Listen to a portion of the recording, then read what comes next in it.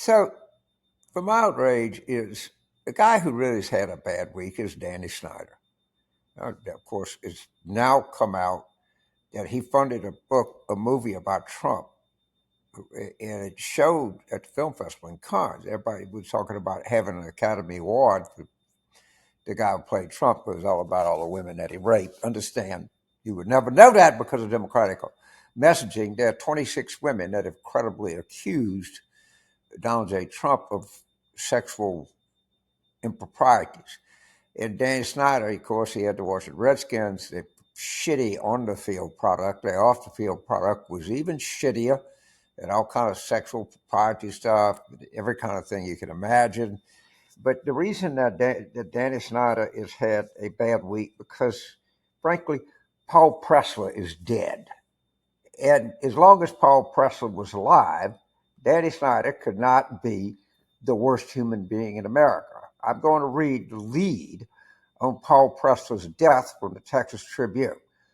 Paul Pressler, the monumental Southern Baptist leader and Republican active at the center of a massive sex abuse scandal, died on June 7th. He was 94. Well, he's now in hell with Jerry Falwell and Ken Starr. I don't, at my age, never take pleasure in anybody else's death, but this was one rotten ass human being. I might add, was a big pal of Speaker Mike Johnson, who was going to be the dean of the law school at the Paul Pressler School of Law. Excuse me while I throw up. All right? And I also point out always that the longest serving Republican Speaker of the House is one Dennis Hassard, who was sentenced to the penitentiary, who the judge says he was a serial child molester.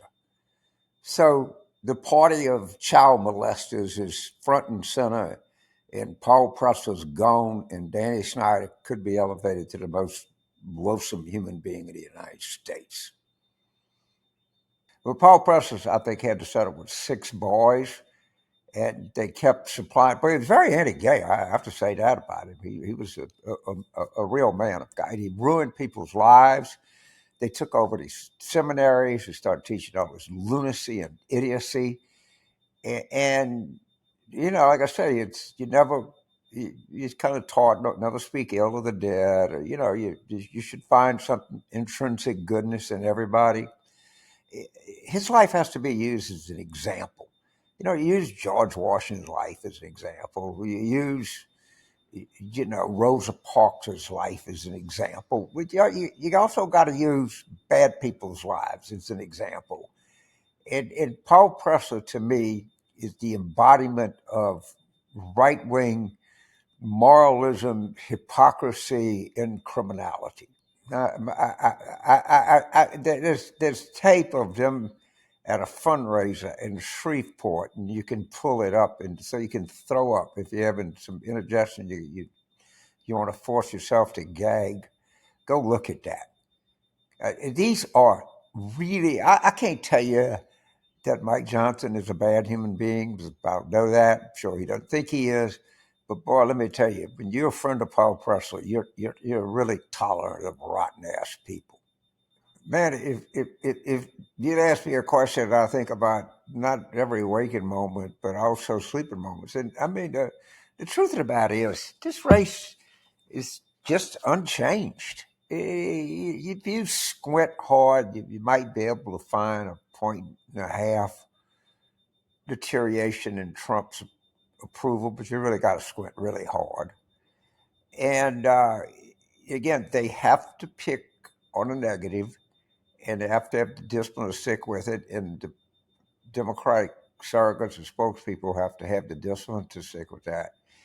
It's the fundamental truth is we're trying to convince the country to do something the country doesn't want to do, and that's reelect the president. Now, the good news, they don't want to bring Trump back either.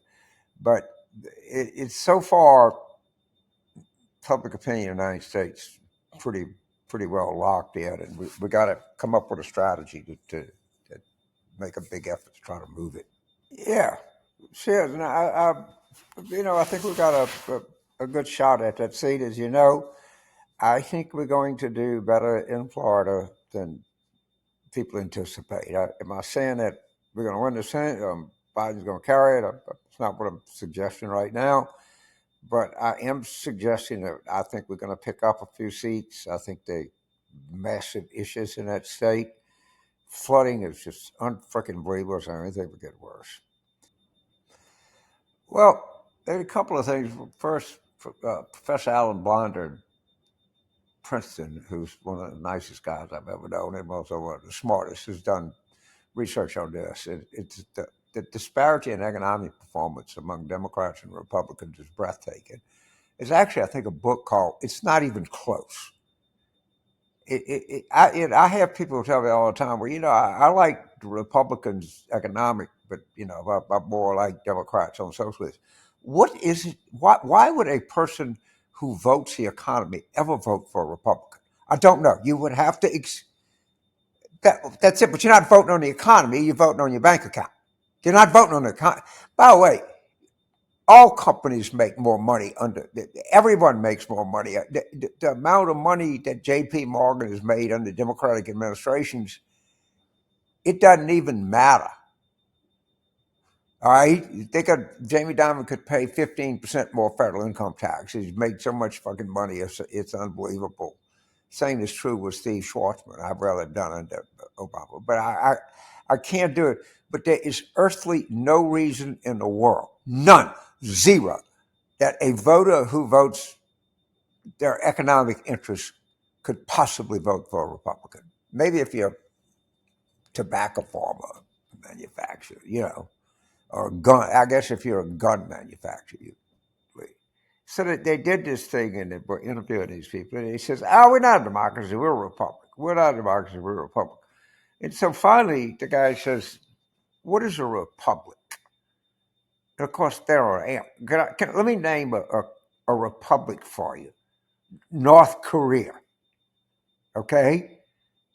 Iran is a republic, calls itself a republic. Remember the DGR, the German Democratic Republic? And so, about all it means, if to the extent that other than just people refer to themselves, I don't think North Korea is approaching a democracy. Of course, it's not. Or Iran, or you remember the USSR? What was the R in the USSR? Okay, all right.